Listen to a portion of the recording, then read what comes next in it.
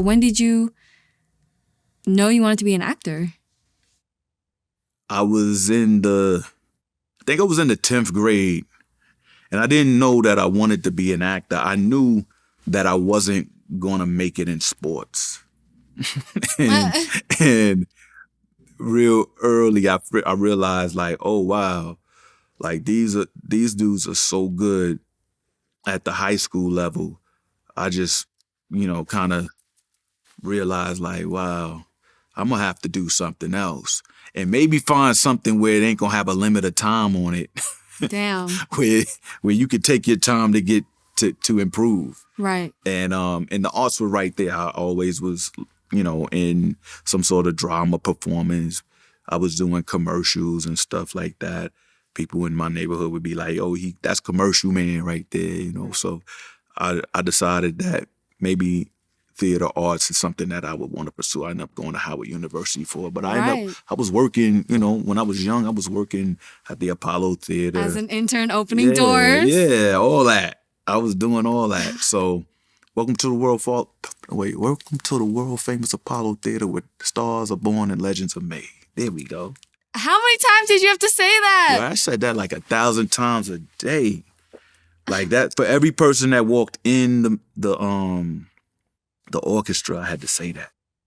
Y'all know that. That's my peoples in Harlem. Big shout out to all my folks in Harlem and the Apollo Theater, the Apollo Theater Foundation. That's a lot of my early memories of the arts and seeing, amazing performances and everybody from the late James Brown to the late Notorious B.I.G., you know what I mean? Seeing the entire Wu-Tang clan on the stage at the same time.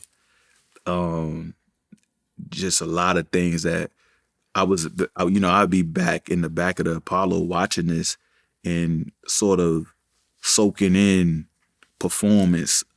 These are bigger than life, acts and entertainers that I'm able to see almost on a nightly basis and be able to be like, all right, that's how they do that. Like, that's how and then see how they interact with people off stage and then back on and realize how I'm going to shape my destiny and how would I engage with people. Those are all things that were being imprinted on me way back then. Crazy. So the Apollo and I would say Howard University, but sometime in high school in like the 10th grade, around that time where I was just starting working there, I started realizing like acting would be the thing that I would do.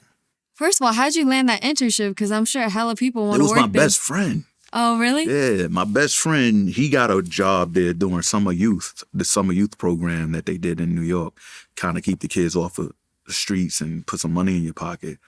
And he got in through that, and then I would be with him all the time. So one day they was like, here go an application. You go ahead and see if you can, see if they'll hire you as well. They hired both of us, and we became little knuckleheads running around there. But like through college, I came back after college, all of that. Right. Oh, what'd you do after? Well, when I first originally went to the Apollo, I think I was like ushering, and we were working in the administrative offices doing little office assistant type stuff. Then I remember working backstage.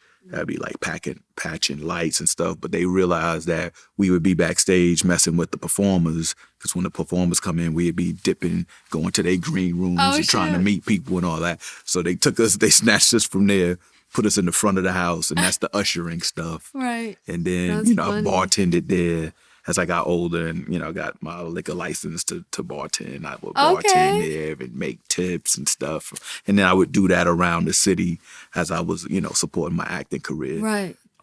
So yeah, I've had, probably 4 or 5 different jobs there at the Apollo.